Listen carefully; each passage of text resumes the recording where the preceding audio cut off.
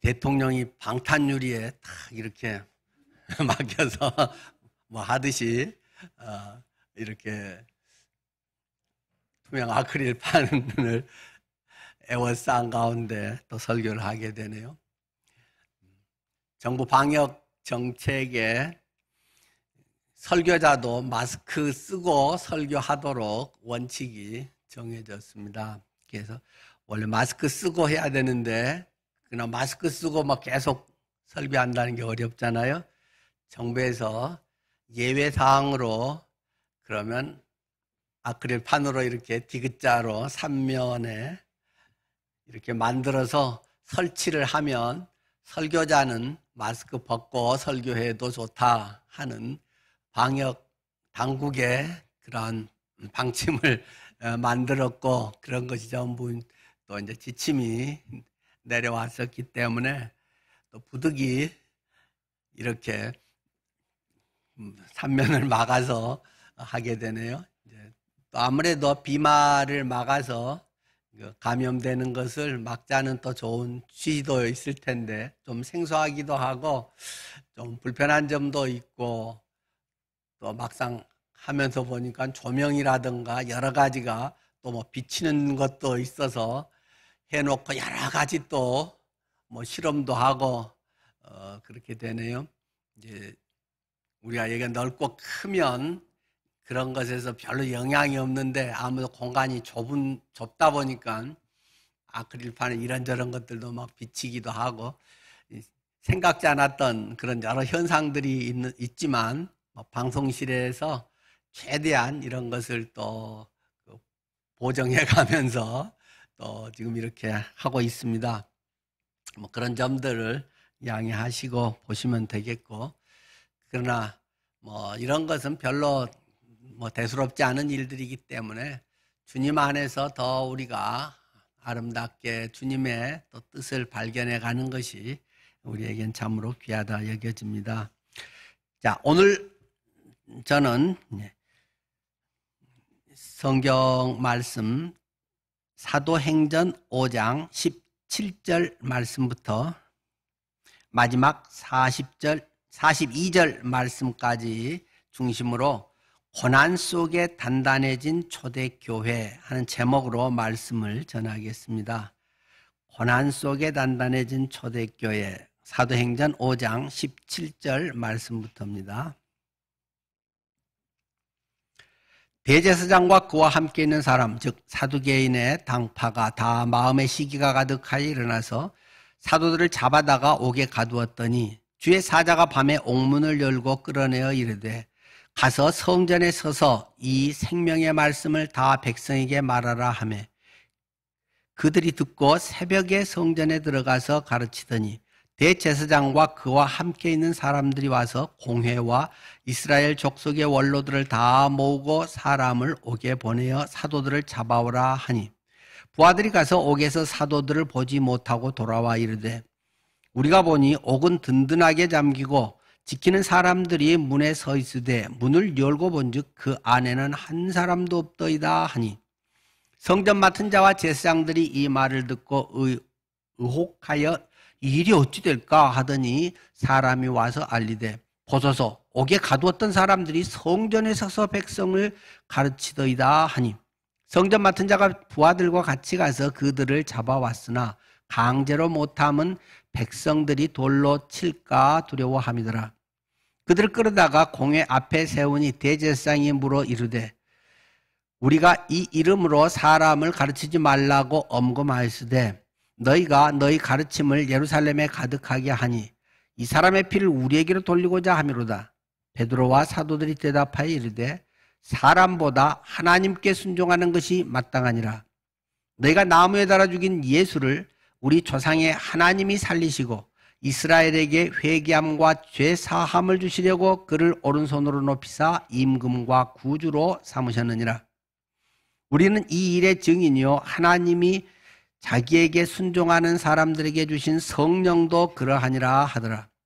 그들이 듣고 크게 노하여 사도들을 없이하고자 할세, 바리새인 가말리엘은 율법 교사로 모든 백성에게 존경을 받는 자라.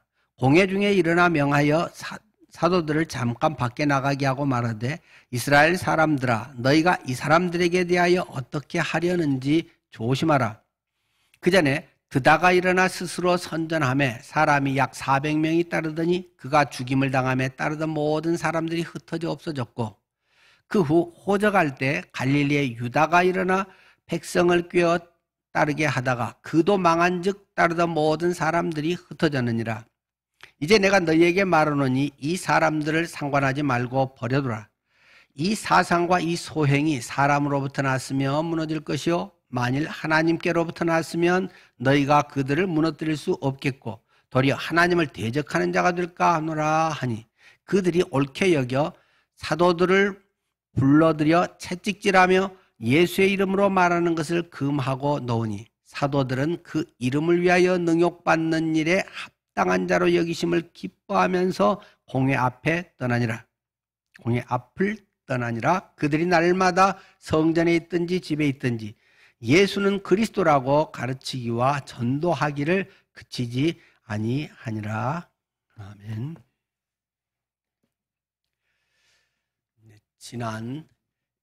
지난달 26일에 이어령 교수가 세상을 떠나셨죠.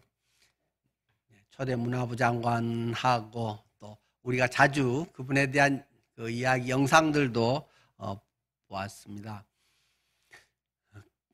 그분은 젊었을 때 무신론을 주장하면서 많은 교회 다닌 사람들에 대해서 공격을 하고 또 논쟁이나 그런 글들도 많이 썼던 분이었죠. 그러나 그 딸 이미나 그 딸 미국에서 그 검사 하다가 망막박리의 그런 상황에 완전히 실명의 위기가 됐는데 정말 간절히 기도하고 그러다가 실명할 거라고 했는데 났잖아요. 그런 것을 계기로 이어령 교수가 이제 하나님께 돌아오고 그래서 믿음의 사람이 되고 지성에서 영성으로 이런 책을 비롯해서 많은 책들을 쓰고 또 강연을 했습니다. 그가 이제 세상을 떠나고 그의 유고 시집으로 며칠 전에 헌팅턴 비치에 가면 내가 있을까 하는 이런 유고 시집을 냈습니다. 거기에 두 편만 제가 읽어보겠습니다. 기도는 접속이다. 친구와 말하고 싶을 때 나는 컴퓨터나 호주머니 스마트폰으로 접속합니다. 보이지 않는 곳에 그가 있어도 들리지 않는 곳에 그녀가 있어도 나는 접속할 수 있습니다. 그와 그녀의 아이디만 알면 기도를 드릴 때 두 눈을 감고 손을 모읍니다. 자판을 건드리는 엄지손이 아닙니다. 아이디는 주 예수, 아멘은 할렐루야와 아멘. 보이지 않아도 들리지 않아도 그 빛과 소리는 내 가슴의 패널 위에 떠오릅니다.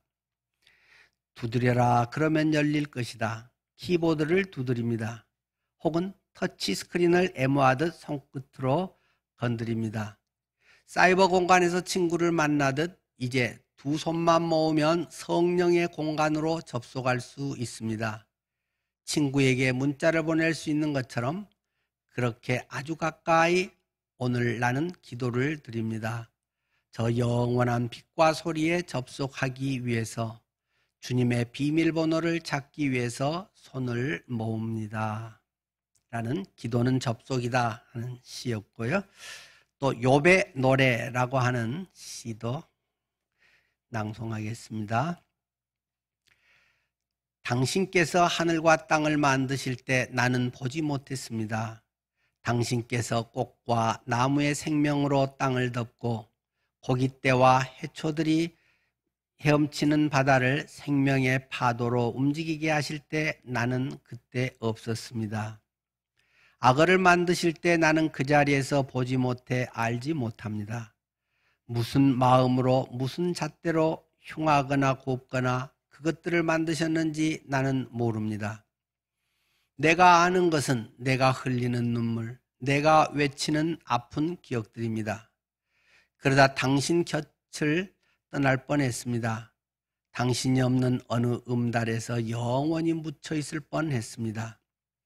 한 발짝만 더 나가면 햇볕이 있는데 굴 속 음달에서 슬픈 날을 보냈습니다. 이제 다시 햇볕 아래로 나가 내 하늘만큼 열린 하늘을 더 넓게 보고 내 생각만큼 깊은 바다를 더 깊이 느끼는 아침을 맞이하겠습니다. 이제 압니다. 당신께서 처음 하늘과 땅을 만드시던 마음 한구석에 내가 있었음을 이제야 눈물 끝자리에서 알았습니다. 20대에 한국 문학계 돌풍을 일으키면서 기성에 도전을 했던 이어령 교수, 20대의 신문사 논설위원을 또 하면서 평생을 교수로 또 많은 영향력 있는 삶을 살았다가 나중에 주님께 돌아와서 그가 이제야 주님 안에서 알겠노라고, 전에는 그 전에 그 박학다시감으로 모든 걸 다 알 것 같다고 한 그가 욥의 노래를 통해서도 하나님 앞에서의 나는 그때 몰랐습니다, 없었습니다, 계속 다만 지금 내가 아는 것, 지금 내가 경험한 것, 뭐 그런 것을 짧게 또 이야기한 부분들을 공감이 됩니다. 오늘 저는 이 사도행전 5장 17절 말씀부터 42절을 통해서 마치 욥의 고난처럼 우리가 우리의 삶을 다 알지 못한다는 사실, 내 어떤 판단과 지금 나의 어떤 기준들, 이런 것들조차도 또 앞으로 수없이 변해갈 것이고, 나의 이성적인 이런 잣대만이 아니라 영성의 잣대, 또 하나님의 심정의 잣대로 그것을 재면 영 다를 수 있다는 사실들을 경험해 가게 됩니다.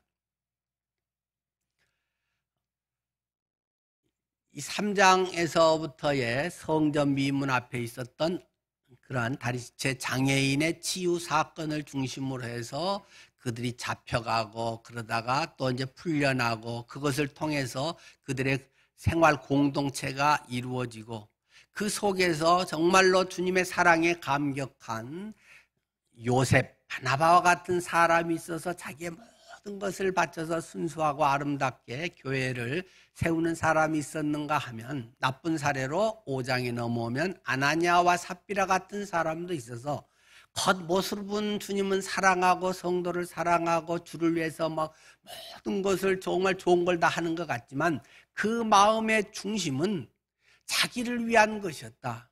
자기의 영광과 자기의 인기와 자기의 명예와 다른 사람들의 박수를 받기 위한 그러한 것, 존경을 위한 자아도취적인 자아실현 정도의 이러한 것이 교회 속에 뿌리를 내리려고 할 때 하나님께서 엄하게 그들을 다스렸다는 사실, 그래서 둘 다 처참하게 죽음을 당한 이야기가 기록되어 있었습니다.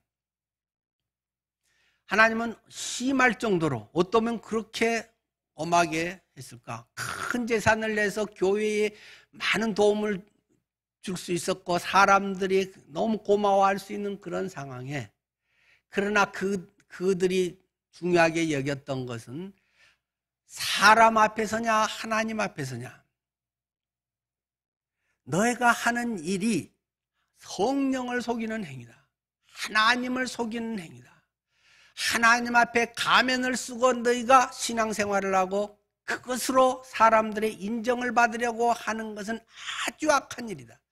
세상에서 대놓고 못된 짓 하는 것보다 더 교회를 부패시키고 누룩처럼, 그것은 교회의 치명적인 악이기 때문에 하나님은 그런 아주 무서운 심판을 하셨던 것이 바로 우리가 앞에서 보았던 내용입니다. 교회가 그래서 정결하고 능력 있는 초대교회로 설 수 있게 됐다는 것입니다.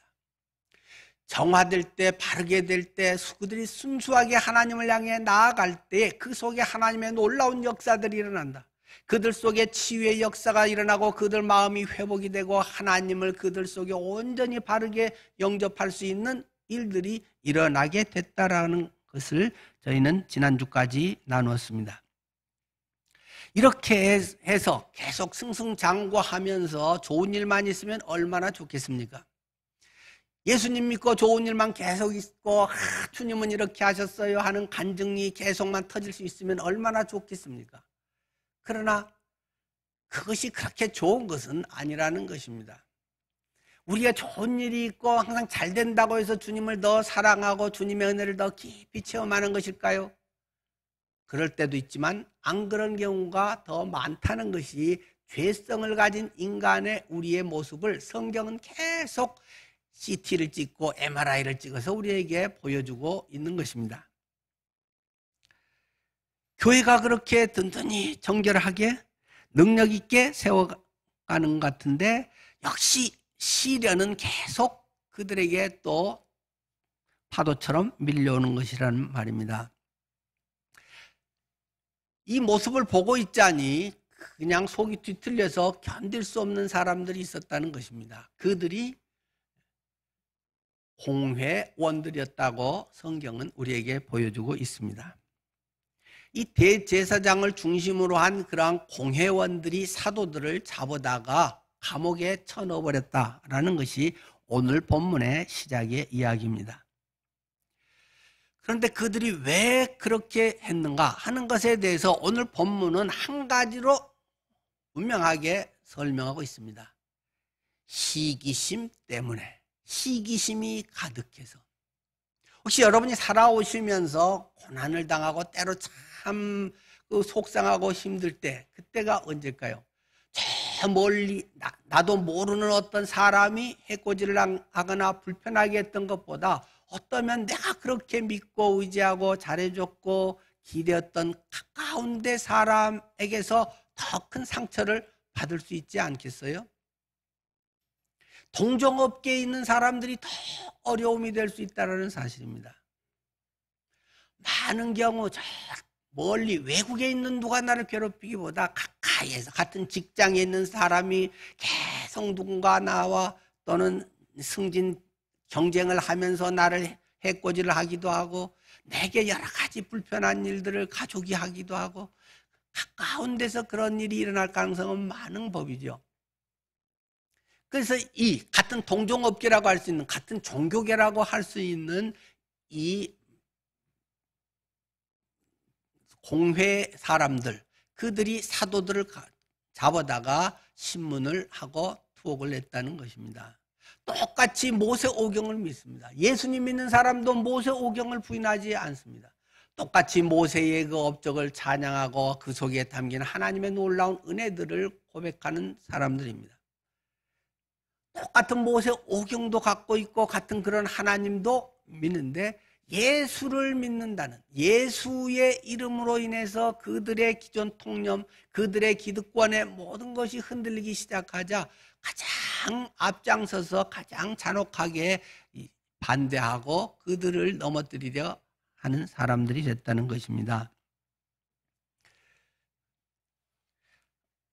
하나님의 일은 하나님께서 이루어 가신다. 여러분이 잘 아시는 내용이잖아요. 우리가 살아갈 때 이것을 늘 마음에 새겨두면 왠지 든든해집니다. 두려움이 훨씬 줄어들 것입니다. 하나님의 일은 하나님이 이루어 가신다는 사실을 늘 기억하십시오. 우리는 자칫하면 내가 다 해결하려고 합니다. 뭔가 아직 힘이 있다는 거죠. 뭔가 내가 의지할 만한 내가 뭔가 가진 게 있다라고 우리는 본능적으로 생각하기 때문에 내 힘으로 뭔가를 하려고 애쓸 때가 많습니다. 물론 하나님께서는 때로 그런 힘을 불어넣어 주시고 이미 준비시키셔서 그것을 통해서 일하실 때도 있습니다. 그러나 오늘 본문에서도 우리에게 이야기하듯이 많은 경우 하나님의 일은 놀랍게 하나님 자신이 해나가신 것을 우리에게 깨닫게 하시곤 합니다. 이렇게 감옥에 지금 갇혀 있는데 19절 주의 사자가 밤에 옥문을 열고 끌어냈다라고 말하고 있습니다. 천사가, 주의 사자가 밤에 옥문을 열고 끌어냈습니다. 밤에 뭐 보이지도 않는데, 내가 무슨 해결의 가닥의 기미도 보이지 않는데, 전화할 수도 없는데, 내가 뭘 어떻게 해볼 여지가 없는 밤에, 한치 앞도 알아보기 어려운 나의 미래가 불확실한 가운데 감옥에 꼼짝없이 갇혀있는 그러한 상황에, 지금 우리 같은 오미크론 이런 것도 많은 위협이 되지만은, 그래도 이거는 마스크 쓰고 웬만큼 하면 다닐 수도 있고, 사람 그래도 어느 정도 만날 수도 있고, 직장에 가서 일할 수도 있고, 우리는 굉장히 넓은 영역에서 활동할 수 있습니다. 그러나 감옥에 두세 평도 안 되는 이 작은 데에 갇혀서 꼼짝 못하고, 주는 밥 그대로 얻어먹어야 되고, 안 주면 굶어야 되고, 그들이 할 수 있는 것은 거의 없는, 완전히 묶여있는 그런 상황입니다. 그럴 때 하나님께서 역사하십니다. 우리의 삶에 옴짝달싹할 수 없는 그런 상황 속에 하나님의 놀라운 역사를 경험할 수 있는 놀라운 기회라는 사실을 기억하십시오. 여러분의 현재 상황 속에 고난이 깊을수록, 내가 할 수 있는 것이 점점 더 끊어질수록 하나님의 손길이 훨씬 가까워 오고 있다는 사실, 캄캄할수록 하나님의 새벽의 여명이 가까웠다는 사실을 기억해야 됩니다. 그리고 나서 주의 사자가 밤에 감옥문을 열고 끌어내줬다는 것입니다. 그리고 그에게 이야기합니다. 가서 성전에 서서 이 생명의 말씀을 다 백성에게 말하라. 고생했다. 집에 가서 이제 편히 쉬어라. 그것보다 더 중요한 메시지를 말하고 있습니다. 가서 성전에 가서 이 생명의 말씀을 다 백성들에게 전하거라고 이야기했다는 것입니다. 여러분, 하나님의 기적에는 선교적 의미가 있습니다. 하나님의 기적에는 선교적 의미가 있다는 사실을 놓쳐서 안 됩니다. 사도들의 관점은 현실적 문제 해결에만 있지 않았다는 사실을 기억해야 됩니다. 많은 사람들의 기도가 현실적 문제 해결에만 초점을 두고 있을 때 기도 응답이 돼도 별로 변화되지도 않을 뿐더러 그냥 원위치로 돌아가기 딱 쉽다는 것입니다. 그러나 사도들의 관점과 그런 의식은 현실적 문제 해결에, 어이구 빨리 감옥에 나가야 되는데 이러다가 여기서 죽으면 어떡해, 그런 불안과 염려로 계속 떨고 있는 것이 아니라는 것입니다. 그들에게 주어진, 그들이 그것이 문제가 해결되고 풀려날 때 그러면 무엇이 있는가? 부활하신 예수 그리스도를 증거하는 것이 그들의 목표라는 것입니다. 그들의 삶의 목적이라는 것입니다. 나가서 네가 이제는 고생했으니 편히 살아라. 네가 수고했으니까 내게 넘치는 복을 내게 부어주마. 그것이 목적은 아니라는 것입니다. 사람에 따라서 그것이 하는 방법은 될 수 있고 또 그렇게 해주신 경우도 많이 있겠지만 보상은 천국에서 받는 것이다. 이 세상에서의 너희에게 주어진 모든 문제들, 그 속에는 하나님의 놀라운 섭리가 담겨 있는 것이다. 그것을 통해서 너는 예수 그리스도를 증거하는 것이다. 예수 그리스도의 살아계심, 그분이 죽었을 뿐만 아니라 부활하셔서 오늘 나와 함께 하시고 성령으로 내게 임재하셔서 성령의 역사가 오늘 나의 삶 속에 그대로 증거되도록, 나를 봐라, 나를 보면 하나님이 계신 걸 알지 않느냐? 나를 보면 성령 하나님이 임재하셔서 나를 통해 하나님의 복음이 증거되고 나를 통해 하나님의 살아계심과 죽었던 영혼들이 다 지금 살아나고 우울증이 치료되고 그들의 삶의 상처가 회복되고 오히려 그것이 하나님의 스티그마로 하나님의 영광과 하나님의 놀라운 훈장과 같은 계급장에 나의 이 상처와 아픔들이 그때 이 복음을 증거하다가 이렇게 얻어 터지다가 흉터가 된 거야. 이것을 보면 내가 그때 그 자리에 있었다는 것이 너무 감격스러워 그러한 스티그마 흔적이 되게 했다는 사실입니다. 그리스도인들의 삶에 많은 것이 현재의 문제가 쉽지 않을 것입니다. 우리에게 당하는 고통도 세상 사람과 똑같이 오히려 더 바르게 살려고 할수록 더 많은 고통과 오해를 받을 수 있습니다. 그럼에도 그 속에는 하나님의 놀라운 선교적 섭리가 담겨 있다는 사실을 기억해야 됩니다. 누가 밉네, 손해받네, 그것을 넘어서 왜 하나님은 이 사람을 통해서 나의 이런 걸 겪게 하실까? 이것을 이 사람에게 뭘 전하고 이 사람을 전화번호도 몰랐던 사람인데 이 사람 전화번호를 알게 하신 이유는 무엇일까? 이 사람에게 예수 그리스도의 향기가 되기를, 예수 그리스도의 복음을 전할 기회를, 내가 손해를 볼수록 그것을 더 오히려 갑의 입장에서 진실한 사랑으로 전할 수 있는 더 좋은 계기를 만들어줄 수 있다는 사실을 기억해야 할 것입니다. 그래서 그들은 감옥에서 나오자마자 새벽에 성전에 들어가서 가르쳤다라고 말하고 있습니다. 밤에 아주 불편한 감옥에서 있었고 그 전날에도 얼마나 시달렸겠습니까? 막 얻어 터지기도 하고 그랬겠죠. 뒤에 보면 뭐 그런 흔적의 이야기들이 곧 나오죠. 아침은 푹 쉬고 있다가 점심이나 저녁 때쯤 기운 좀 차려서 나와라 뭐 그러지도 않고 그들이 바로 나가서 새벽에 성전에 들어가서 했다는 것입니다. 새벽에 누가 성전에 얼마나 옵니까? 우리나라나 되면 새벽 기도나 뭐 하고 그렇게 하는 사람들도 있지만 새벽에부터 성경 공부하고 막 말씀을 사모해서 하는 사람들은 별로 없습니다. 그런데도 사람이 있거나 말거나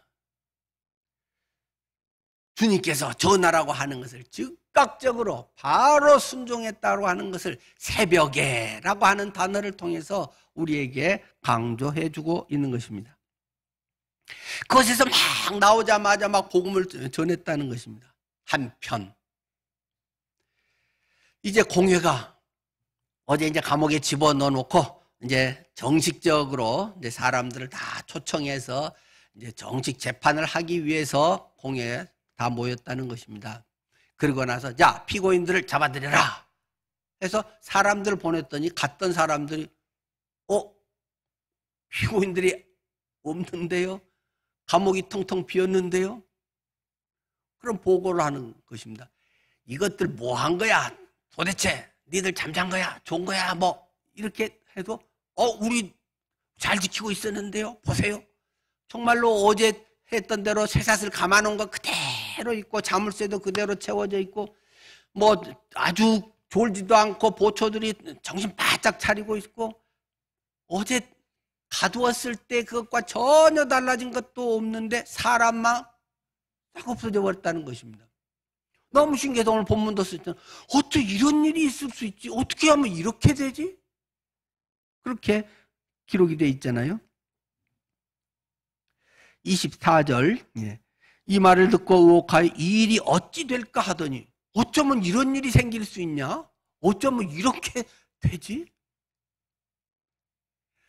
뭔가 막 빨리 도망간 흔적이든지 아니면 해서 뭐 쇠사슬이 이게 풀려서 뭐 떨어져 있다든지 뭐 쇠사슬이 깨진 게 있다든지 뭐 자물쇠가 열렸다든지 사람들이 그냥 빌립보 거기처럼 막 졸다가 어떻게 된다든지 이런 것도 아니고 멀쩡하게 다 똑같은데 현실 상황은 똑같은데 나를 얽어매고 고통 가운데서 내가 당하는 상황은 똑같은데 그 사람이 바뀐 것도 아니고 돈이 갑자기 생긴 것도 아니고 무슨 뭐 대통령의 특별 사면이 있는 것도 아니고 그런데 주의 사자가 그냥 아주 감쪽같이 그들을 어떻게 했는지 성경은 말하고 있지 않지만 쏙 빼내가 버렸다는 것입니다. 그냥 바람처럼 그냥 그들이 빠져나가 버렸다는 것입니다.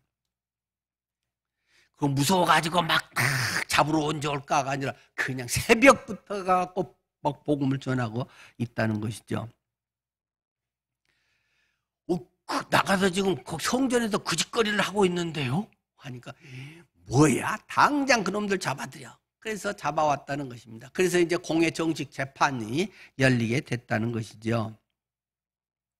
그러나 거기서 함부로 막 거칠게 어떻게는 못했다. 왜냐하면 26절 강제로 못함은 백성들이 돌로 칠까 두려워함이러라. 벌써 그냥 대세가 바뀌어버렸다는 것입니다. 사람들의 관심과 사람들의 신뢰도가 자기들 전통이 있고 뭔 이런 레떼를 붙인 이런 사람들이 아니라 기득권층인 자기들이 아니라 완전히 막 새로 나온 막 이상한 촌놈들이 막 갈릴리 뭐 이런 애들이 뭐라고 하는데 막 사람들이 완전히 그쪽에 쏠려버렸다는 것입니다.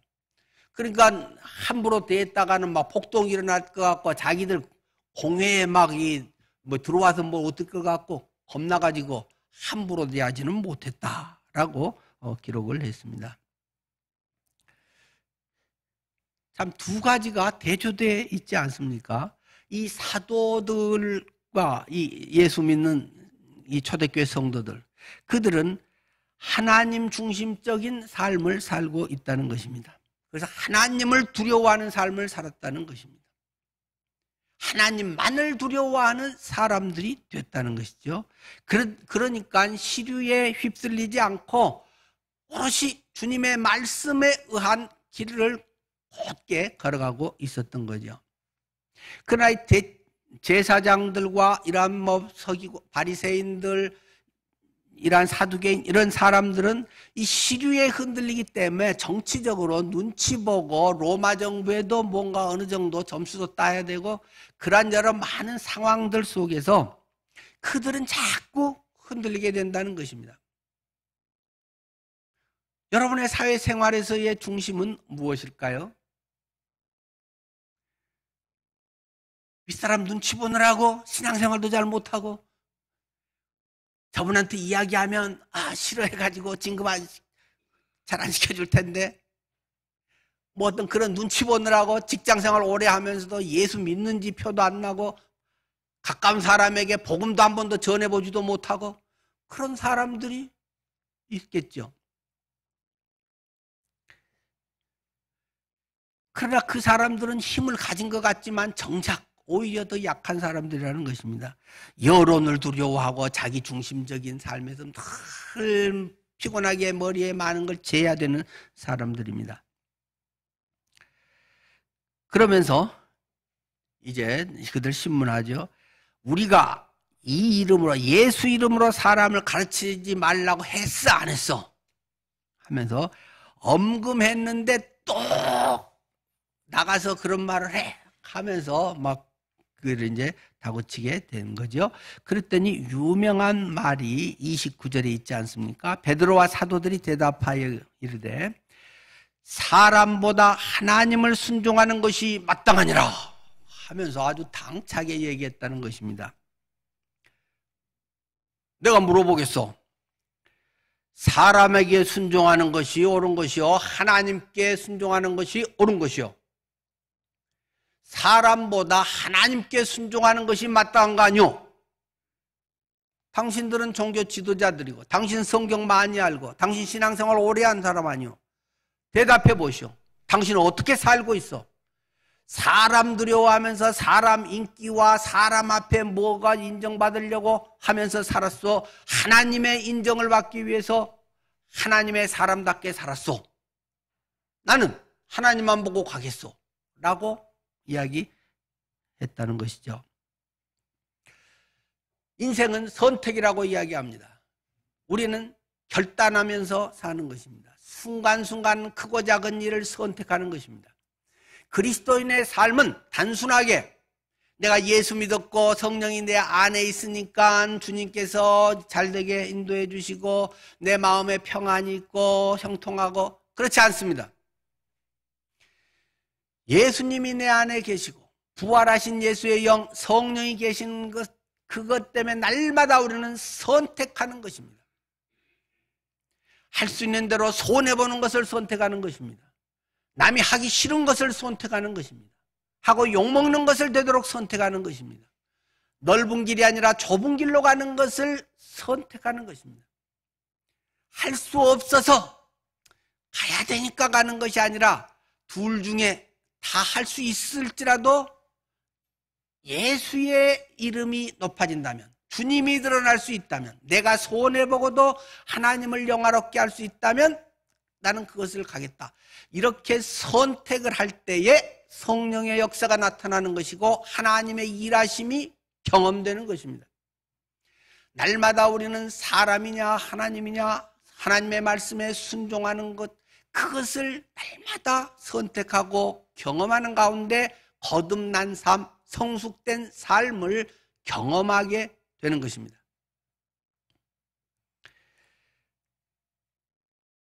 짧은 구절이니까 여러분들이 마음에 깊이 새겨뒀으면 좋겠습니다. 사람보다 하나님을 순종하는 것이 마땅하니라. 그러면서 그들에게 설교를 하죠. 그들에게 아주 찔린 이야기를 하잖아요. 30절부터 너희가 나무 십자가에 매달아 죽인 예수를 우리 조상의 하나님이 살리시고 이스라엘로 회개케 하사 죄 사함을 얻게 하시려고 그를 오른손으로 높이사 임금과 구주를 삼으셨느니라.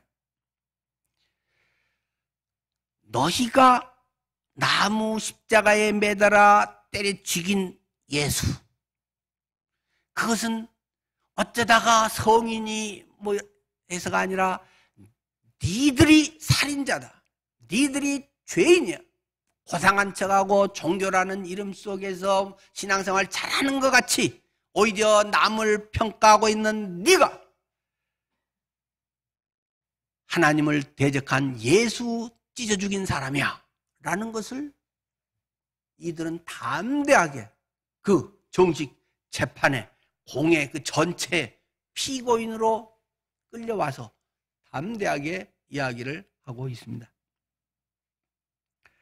그래서 이스라엘로 회개해서 죄사함을 얻게 한다, 당신들 회개하시오 하는 이야기를 지금 하고 있는 것입니다. 그 예수는 누구인가? 우리의 임금이요 그 예수는 구주다. 예수가 나의 주인이다. 부활하신 예수 그리스도, 그분이 우리의 주인이란 말입니다 라는 것을 담대하게 그들이 증언을 합니다. 32절, 그것은 내가 어디 성경 공부로 뭐라서 배워서가 아니라 우리가 그 증인이다. 내가 증인이요, 내가 직접 보고 만진바다 하는 것을 강조하고 있는 것입니다. 내가 예수 따라서 지켜봤던 사람입니다. 내가 부인하면서 도망갔다가 다시 돌아왔던 사람입니다.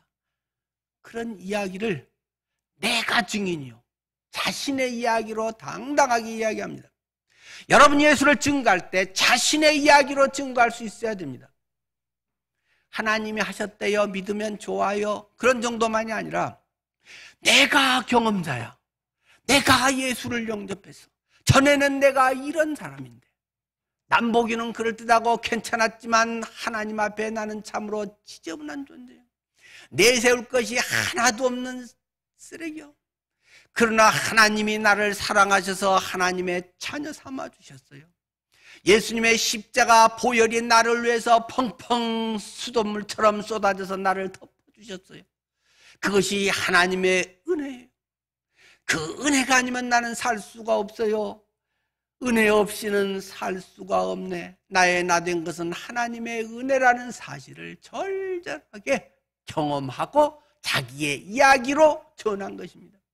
기독교는, 우리가 전하는 복음은 기독교의 좋은 논리가 아닙니다.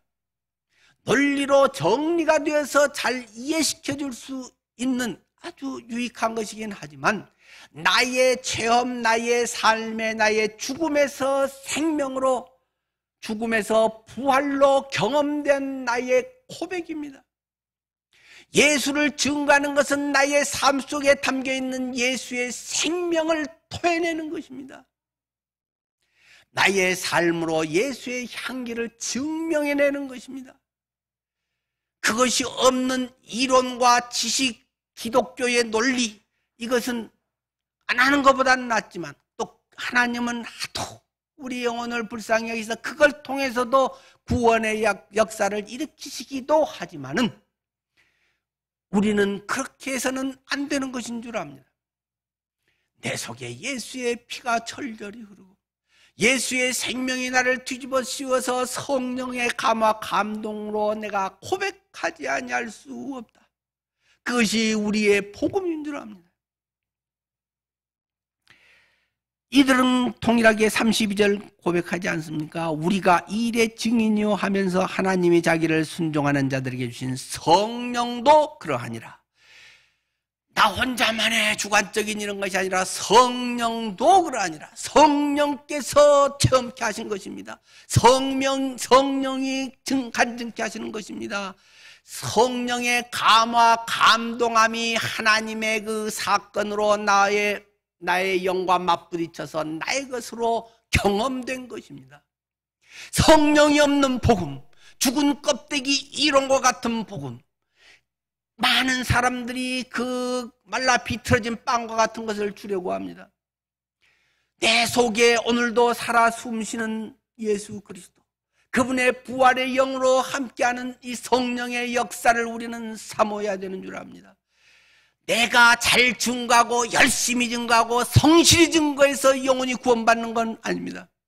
하나님이 그들을 불쌍히 여기셔서 나 같은 사람을 통해서도 나의 어눌한 몇 마디 말을 통해서도 예수의 생명이 흘러가고 그들 속에 살아 역사하게 하시는 하나님의 성령의 역사요 은혜입니다. 날마다 우리가 겸손하게 이 성령과의 교통함 속에 성령과의 기도를 통해서 하나됨을 통해서 성령의 임재하심이 내 속에 경험되고 그것을 증거하는 것이 선교요, 그것을 증거하는 것이 우리의 복음의 역사요, 그것이 나누어지는 것이 교회 성도의 교제인 것입니다. 성령께서 우리에게 할 말을 주시기 때문에 이런 별로 유식하지도 못한 그들이 하는 말이 막 명언이 되어서 튀어나오고 있지 않습니까?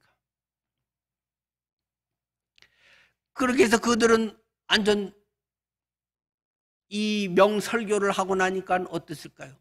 와, 대단하다. 나도 예수 믿을래.는 아니고, 이런 데 찌들어 있고 이런 데 오래돼 있었던 사람들은 오히려 그것에 대해서 더 신경질 부리고 더 박해를 하게 되는 것이 원리라는 말입니다. 33절, 그들이 듣고 크게 노하여 사도들을 없이하고자 할세. 이것들이 지금 누구를 가르치는 거야? 니들이 뭐 믿었으면 얼마나 믿는 거야? 네가 성경 공부를 뭐 얼마나 많이 했어? 나보다 알아. 나 율법 다 외우는데. 이런 바리새인, 이런 사두개인들, 고상하고 뭐 대단한 사람들, 이 사람들은 앞에서 말했듯이 시기심이 가득하여. 시기심이 가득하여. 시기심 중에서도 제일 나쁜 못된 것이 영적 시기심입니다. 다른 것에 돈에 대한 이런 시기심, 누가 더 이쁘다고 하는 것에 대한 그런 뭐 친구들끼리의 시기심, 승진에 대한 이런 거, 그러나 그런 것은 그렇게 오래가지 않을 수도 있고 그 떠나면 끝입니다. 그런데 이 영적 시기심은 굉장히 약한 것입니다. 늘 생각나고 영적인 우월감 자꾸 비교해서 뭐 영적으로 내가 더 나은 것 같고 이렇게 해서 아주 그러면 교묘하게 상대방을 고통에 빠뜨리게 됩니다. 이 사내들인 공회원들의 그런 것 속에서 이 사도들은 기가 막힌 설교하고 이제 죽게 됐습니다. 그런데 역시 아까 앞에서 이야기했듯이 하나님의 일은 하나님이 이루어 가신다는 사실을 또 증명해 주고 있습니다. 무엇입니까? 하나님은 그 자리에 한 사람을 꼭 심어놨다는 말입니다. 가말리엘이라고 하는 공회원을 진즉부터 하나님께서는 딱 심어놨단 말입니다. 가말리엘은 반갑잖아요. 우리가 잘 알고 있는 분이죠. 나중에 이때는 아직 바울이 예수 안 믿었을 때고 오히려 반대자였지만 바울의 스승 아닙니까? 이 바리새파의 대표적인 사람이 이 가말리엘이었죠. 이 바리새파 어디 파나 보면 거기가 다 비둘기파가 있고 매파가 있죠. 이 율법 바리새파에서도 이 매파가 있는데, 매파는 샴마이파라고 하는 파라면 비둘기파 옹건파는 힐렐파라고 할 수 있습니다. 가말리엘은 힐렐의 손자이기도 합니다. 그리고 이 가말리엘은 이 라반이라고 불리우는 그러한 급에 있는 사람입니다. 그래서 조금 더 정확하게 하면 라반 가말리엘 1세입니다. 이 사람은. 라반이라고 하면 이게 보통 스승급의 이런 가르치는 이런 사람들이 랍비라고 하잖아요. 랍비들 중에서도 아주 탁월한 이런 큰 스승을 라반이라고 합니다. 이 당시에는 라반이 6명이 있었다고 그래요. 그래서 이 가말리엘이 라반 중에 그 최고 권위자 6명 중에 한 명이라고 합니다. 그래서 이 가말리엘은 영향력이 큰 사람인데, 그가 일어나서 발언을 하죠. 자, 우리 조금 진정합시다. 자, 저 사람들 뭐 당장 죽여야 된다고 지금 뭐 노발대발해서 난리인데, 자, 우리 잠깐 마음을 다스리고 하나님 앞에서 좀 생각해 봅시다 하면서 두 가지 사례를 들어 이야기를 합니다. 한 사람은 여러분 기억나시죠? 드다라고 하는 사람이 있었죠. 이 드다라고 하는 사람이 자네 뭐 하늘의 계시를 받고 자기가 하나님의 위대한 선지자라고 하면서 사람들을 막 유혹하고 이 시대를 뭐 어떻게 막 엎을 것처럼 대단하게 그 영향을 미쳤는데, 그가 나중에 죽고 나니까 사람들 그냥 슬그머니 다 사라져 버렸지 않습니까? 그리고 여러분 또 기억하시죠? 갈릴리에 유다라고 하는 사람이 있었는데, 이 사람도 아주 민족주의자로서 그 로마의 식민지 상황에 로마 군대에 강력 저항을 했던 아주 그 열성 당원이었지 않습니까? 이 사람에 의해서 나중에 열혈당이라고 하는 젤롯이라고 하는 그런 데 이제 나오게 되죠. 이 유다의 그 뒤에. 그래서 많은 사람들이 그냥 독립투사 같은 그 사람을 따라서 막 하다가 또 이 사람도 망하고 나니까 사람들이 또 흐지부지 다 없어져 버렸지 않아요? 자, 지금 이 사도들이 막 이렇게 해서 붐을 일으키고 막 몇천 명이 일어나고 사람들 따르고 난리인데, 이게 만약에 우리가 한번 냉철하게 생각해 보면, 인간적으로 보면 이게 인간에 의해서 된 거라면 아까 드다나 유다처럼 곧 없어져 버릴 수 있는 거 아니겠습니까? 그런데 만약에 하나님이 진짜 세우신 거라면, 진짜 하나님의 능력 성령에 의한 것이라면 이들이 우리가 뭐 막는다고 해서 막아지겠습니까? 오히려 우리만 하나님을 대적하는 자가 되는 셈이 되지 않겠어요? 이렇게 가말리엘이 이야기하니까 다른 사람들도 약간 흥분을 가라앉히면서 대체 그러긴 그래 하면서 하나님께 맡기자. 그러면서 그래도 금방 다 풀리고 뭐 어린 양같이 되겠습니까? 그래도 일부 저것들 그냥 죽여야 되는데 뭐 이러면서 그들을 채찍질하고 풀어주게 됐다는 것입니다. 채찍질을 하면서 풀어주되, 나가서 다시는 40절이죠. 그들이 그 가말리엘 말을 옳게 여겨서 사도들을 불러들여 채찍질하며 예수의 이름으로 말하는 것을 금하고 놓으니, 풀어졌다는 것입니다. 그래갖고 막 뺨싸대기도 때리고 막 발로 차고 막 이렇게 해서 막 피 터지게 또 때리고, 우리가 한 번만 봐주는 거야. 다음에는 용서 없어. 뭐 그렇게 협박을 하면서 이제 그들을 쫓아냈다는 거죠. 자, 여러분이 이렇게 해서 풀려났습니다. 여러분의 마음은 어떨까요? 어우, 죽을 뻔했다 살아났네.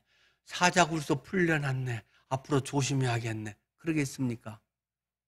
그런 사람들이 있겠죠. 그런데 여기서 보면 정반대의 그런 반응이 41절에 기록되어 있습니다. 사도들은 그 이름을 위하여 능욕받는 일에 합당한 자로 여기심을 기뻐하면서 공회 앞을 떠나니라. 그러고 나와서 겁도 안 먹고 예수의 이름을 위해서 능욕받는 일에 합당한 자로 여기심을 기뻐했다. 와, 나 예수 때문에 뺨싸대기 맞았어. 예수 이름 전하다가 발로 밟혔어. 예수 이름 전하다가 돈 잃어버렸어. 그걸 막 자랑이라고 기뻐했다는 것입니다. 미친 사람들 아닙니까? 미친 사람들입니다. 예수에 미친 사람들입니다.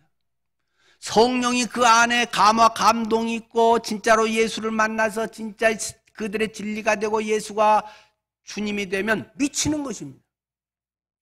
보통 사람들은 세상에 미치지 않습니까? 돈에 미치지 않습니까? 권력에 미치지 않습니까? 명예에 미치고 사람들의 구독 뭐 이렇게 해서 또 뭔가요? 뭐 몇 명 구독자 막 그러면 그것도 미치지 않습니까? 저도 우리 교회 여기 사이트에 이렇게 보면 556명인가 7명인가 뭐 구독자가 됐더라고요. 와, 우리 교인은 그렇게 되지도 않는데 누가 여기 구독자로 하나? 뭐 하고 생각을 해봅니다. 저는 별로 유명해지지 않기 때문에 그 사이트에 뭐 누구 설교 김혜연 목사 이름 일부러 안 씁니다만 뭐 써도 되고 안 써도 되는 거죠. 뭐 꼭 안 쓴다고도 나았고 많은 건 아니지만 저는 별로 유명해지고 싶지 않아서 쓰지 말라고 일단 했는데 하여튼 늘 푸른 침례에 몇 월 며칠 뭐 그렇게 돼 있는데 거기 뭐 들어가 보면 근데 외국에서 많이 또 돼 있더라고요. 뭐 미국, 캐나다, 일본, 뉴질랜드 뭐 또 여러 군데 우리 노승진 집사가 뭐 그것도 하면 전부 그또 어디에 몇 명 어디 뭐 이렇게 또 다 그 뭐 리스트가 나오더만요. 그 뭐 유튜브 그거 보니까. 근데 외국에서 이걸 뭐로 보지? 미국에는 몇 사람 있을지 모르겠는데 지향님 집사님 맨날 본다 그러고. 네. 어쨌든 근데 이제 저도 이렇게 딱 보니까 가끔 보면 구독자 들어왔다가 한 명, 두 명 또 나갔다 들어왔다 그러긴 하는 것 같아요. 그리고 뭐 이렇게 사이트 보면 뭐 보통 뭐 몇 명 되고 하는. 나중에 보면 뭐 보통 뭐 130명, 150명, 뭐 130만 명이 아니고.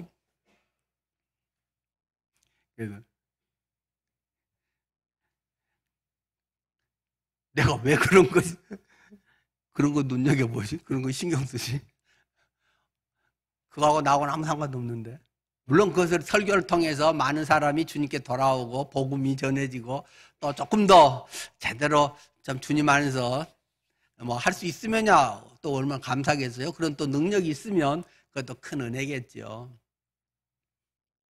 근데 뭐 숫자에 따라서 뭐 그러거나 말거나 그런 거지. 수가 많아지기를 뭐 어떻게 하고 뭐 그걸 위해서 뭘 어떻게 하고 말고 뭐 그럴 게 있을까요? 하여튼 모르겠습니다.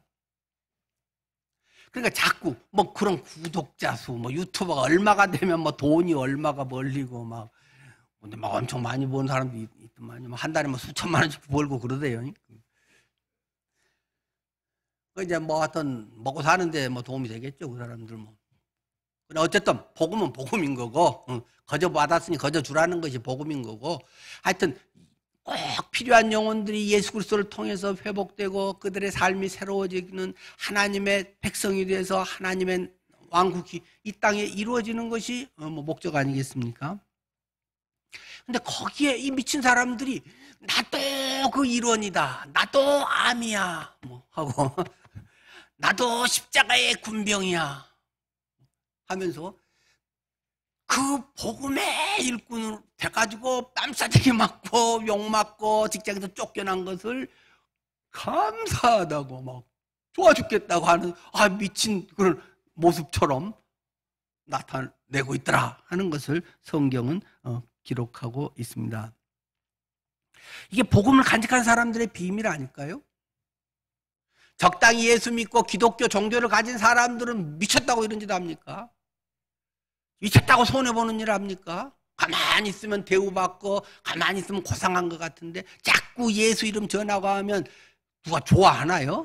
그중에 구원받은 사람은 좋아하겠지만 대부분은 싫어하고, 예수쟁이, 저 사람은 믿어도 좀 특별하게 믿어, 아이고 고상하게 점잖하게 멋있게 참 부티나게 좀 믿지, 뭐 이러지 않겠어요? 가치관이 벌써 틀리다는 것입니다. 예수를 위해 모욕받는 것이 기쁨이라는 것입니다. 여러분은 예수 믿고 복받아서 예수 믿고 만사형통하고 주님 믿었더니 남은 엄청 고생하는데 나는 요만큼만 고생해도 이만큼 크게 됐다고 막 그걸 간증이라고 하고 싶을 텐데, 초대교회 사람들은 정신없는 사람들입니다. 가치관이 벌써 다른 사람입니다. 성공관이 완전히 틀린 사람들입니다.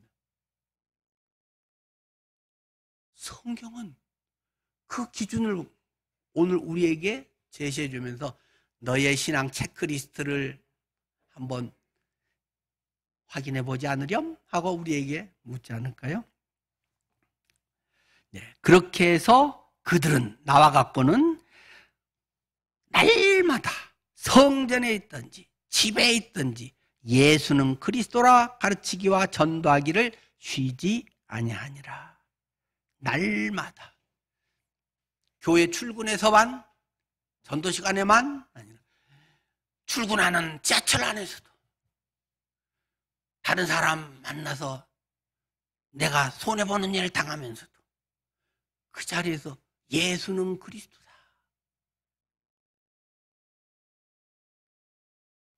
당연히 내가 대우받아야 됨에도 불구하고 예수는 그리스도라는 걸 전하기 위해서 손해를 자청한다는 것입니다. 모욕을 당해준다는 것입니다. 예수님이 십자가에서 당하셔서 나를 구원하셨는데, 주님은 그렇게 찢어 죽임, 그렇게 끔찍한 고통도 당하셨는데, 나를 구원하기 위해서, 하나님의 왕국을 이루기 위해서 나는 얼마나 찢김을 당하고 있고 그것을 원하고 있을까 하는 것도 우리의 신앙에 한번 점검표로 살펴봤으면 좋겠습니다. 많이 알아야 증거하는 건 절대 아닙니다. 전도는 새신자가 제일 잘합니다. 예수는 그리스도라, 이거 한 문장이면 됩니다. 너무 많이 알기 때문에 못 전하는 것입니다. 너무 많이 알기 때문에 관상쟁이가 되고 이 사람 믿을 것 같네 안 믿네 지금이 좋네 아니네 너무 죄다 보면 시간은 다 지나갑니다. 예수는 그리스도예요. 예수님이 당신의 죄를 위해서 죽으셨어요. 당신을 구원해 주셨어요. 당신의 치료와 구원은 예수 십자가 부활밖에 없어요. 부모님 돌아가시기 전에 빨리 전하십시오. 만날 때마다 귀에 딱지도 않도록 전하십시오. 돌아가시고 나서 자꾸 장례 때 돌아가셨을까요? 안 천국 갔을까요? 못 갔을까요? 뭐 자꾸 그런 생각하지 말고, 그때는 이제 뭐 생각도 하지 말아요. 어차피 모르는 걸 어떻게 했어요? 뭐 할 방법이 없는 걸 어떻게 했어요? 그 다음에는 따지지 말고 돌아가시기 전에 듣기 싫어하든 좋아하든 할 수 있는 대로 용돈도 많이 드리고 선물도 할 수 있는 대로 후하게 드리고, 그래서 막 감동을 시켜가지고 예수님이 어머님을 이렇게 사랑하세요. 내가 예수 믿으니까 효자 되네요. 그래가면서 전할 수 있기를 축원합니다. 기도하겠습니다.